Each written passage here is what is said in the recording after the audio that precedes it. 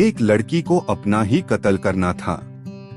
फिर उसने खुद का मर्डर भी कर डाला, लेकिन फिर भी वो जिंदा रही, पर दुनिया की नजरों में मर चुकी थी और अब वो नई दुनिया में आजाद थी, जिसके बाद वो गुमनाम जिंदगी जी रही थी।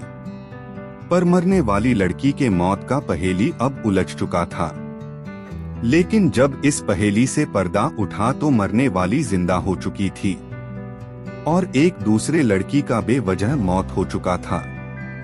मरने वाली लड़की का कसूर बस इतना था कि वो हमशक्ल थी और वो सोशल मीडिया पर काफी एक्टिव थी और उसका कद काफी वैसे ही था जैसे कातिल का था। लेकिन जब उसकी लाश मिली तो चेहरे और सीने पर खंजर का निशान था। एक या दो नहीं बल्कि 50 से ज्यादा बार चाकू से मारा गया था। ऐसा लगता था कि जैसे उसकी हत्या किसी पुराने रंजिश में बदला लेने के लिए करा गया हो।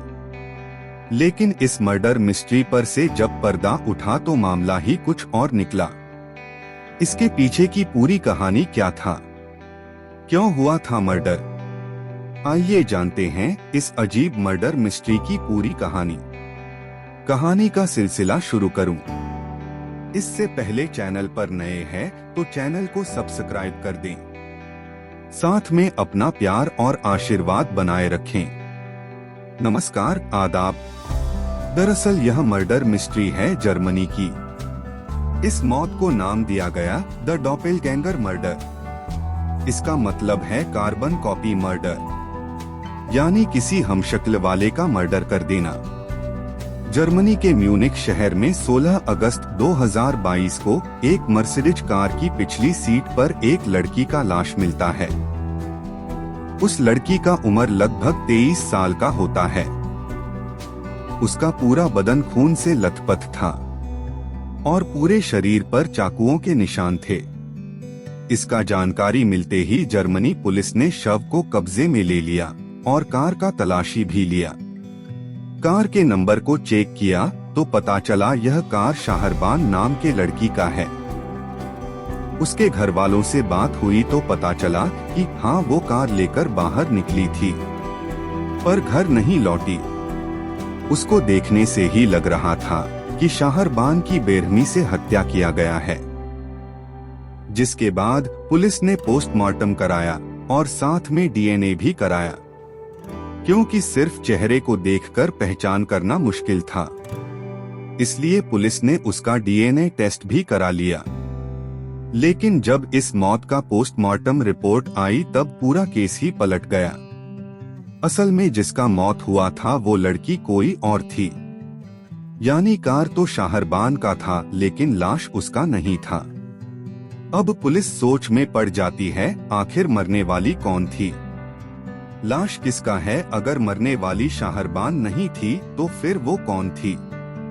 लेकिन मरने वाली लड़की देखने और कद से बिल्कुल शाहरबान जैसी ही क्यों थी, इसके पीछे क्या राज था, ये तमाम सवाल उठने लगे। अब जर्मन पुलिस भी इन सवालों का जवाब को तलाशने में जुट गई। जिसके बाद पुलिस आसपास से गायब हुई लड़कियों की जांच करने लगी। शाहरबान के बैकग्राउंड का भी पड़ताल शुरू किया, उसके सोशल मीडिया अकाउंट का भी जांच किया। इस जांच के दौरान शाहरबान के एक बॉयफ्रेंड के बारे में जानकारी मिला। ये भी पता चला कि जिस जगह पर शाहरबान की कार मिला था वहां से 100 किलोमीटर की दूरी पर रहने वाली एक ब्यूटिशियन खदीजा भी लापता है। उसके परिवार वालों ने गुमशुदगी का पुलिस में शिकायत भी किया था। लापता खदीजा के फोटो को देखते ही पुलिस भी हैरान हो गई। वो बिल्कुल शाहरबान की हमशक्ल थी। उसके बाल भी एक जैसे थे और दोनों का उम्र भी करीब 23 साल का था और दोनों का लंबाई भी लगभग एक समान था। यह देखकर अब पुलिस को शक हो गया कि मरने वाली खदीजा ही है। पुलिस ने डीएनए टेस्ट कराया तो वह खदीजा के परिवार वालों से मैच हो गया। इसके बाद पुलिस ने शाहरबान को तलाश करके जब गिरफ्तार किया तब इस मर्डर मिस्ट्री पर से पूरा पर्दा उठा। आखिर उसने हमशक्ल वाली लड़की को कैसे तलाशा और क्यों उसका कत्ल किया? अपनी हमशक्ल का कत्ल करके शाहरबान क्या फायदा उठाना चाहती थी? पुलिस के इन सभी सवालों का जवाब जल्द ही मिल गया। इस कत्ल की वजह शाहरबान ने अपने परिवार को बताया है। असल में उसके परिवार में पिछले काफी समय से तनाव चल रहा था। इस तनाव से वो किसी तरह से बाहर आना चाहती थी। वो अपना घर भी नहीं छोड़ पा रही थी। इसके चलते उसके बॉयफ्रेंड से भी रिश्ते खराब हो रहे थे। इसलिए शाहरबान ने सोचा कि मुझे खुद को ही मारना होगा। अगर मैं मर गई तो हमेशा के लिए परिवार से दूर चली जाऊंगी। लेकिन खुद को मारने के बजाय उसने अपनी हमशक्ल वाली का कत्ल कर खुद को जिंदा रखा और अपने बॉयफ्रेंड के साथ पूरी जिंदगी गुजारने की प्लानिंग कर डाली। लेकिन इस सनसनीखेज वारदात को अंजाम देने के लिए उसे अपने जैसी एक लड़की का तलाश था, जिसकी उम्र और कद उसकी जैसी ही हो। शाहरबान के बाल लंबे और स्ट्रेट थे, इसलिए उसे बाल वाली का भी तलाश था। इसके लिए उसने अपनी हमशक्ल वाली लड़की का तलाश शुरू कर दी। हमशक्ल वाली लड़की के तलाश में शाहरबान ने पहले अपने सोशल मीडिया पर एक फर्जी अकाउंट बनाया। उसी फर्जी अकाउंट के जरिए वो आसपास के एरिया की उन लड़कियों की तलाश में लग गई जो उसकी जैसी दिखती थी। अगस्त महीने में ही उसे खदीजा मिली। वह ब्यूटी ब्लॉगर थी। ब्यूटिशियन होने के नाते वो ब्यूटी प्रोडक्ट भी बेचती थी।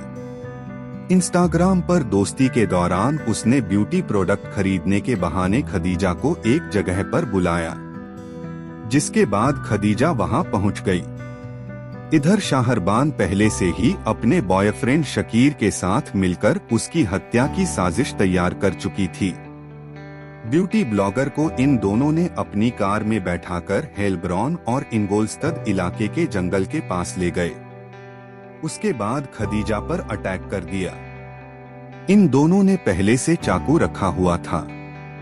मर्डर के बाद खासकर उसके चेहरे पर चाकू से 50 से ज्यादा वार किए, ताकि पहचान करते वक्त किसी तरह की दुविधा ना हो। मर्डर के बाद शाहरबान ने जो उस दिन खुद कपड़े पहनकर घर से निकली थी, उसे उतारा और मर चुकी खदीजा को पहना दिया। इसके बाद पहले से लेकर आई दूसरे कपड़े को पहनकर अपने बॉयफ्रेंड के साथ कार छोड़कर भाग निकली। अब आगे कई महीने तक दोनों गुमनाम जिंदगी बिताने की तैयारी में थे। लेकिन उससे पहले ही पुलिस ने दोनों को गिरफ्तार कर जेल भेज दिया। अब दोनों जेल में वही गुमनाम जिंदगी बिताएंगे, लेकिन एक बदनुमा और मर्डर के दाग के साथ। और उसका कत्ल जिससे ना कोई दुश्मनी था और ना ही कोई संपर्क। बस उसके चेहरे का ये दोष था कि वो शाहरबान से काफी हद तक मिलता जुलता था। इसी कारण से उसकी जान चली गई। दोस्तों, इस वीडियो का उद्देश्य सिर्फ लोगों को जागरूक करना है। हमारा मकसद किसी को आहत करना या दिल दुखाना नहीं है। आज के वीडियो में बस इतना ही। अगर आपको यह वीडियो अच्छा लगा हो तो लाइक करें, शेयर करें और हमारे चैनल को सब्सक्राइब करें। हम अगले वीडियो में फिर मिलेंगे। धन्यवाद।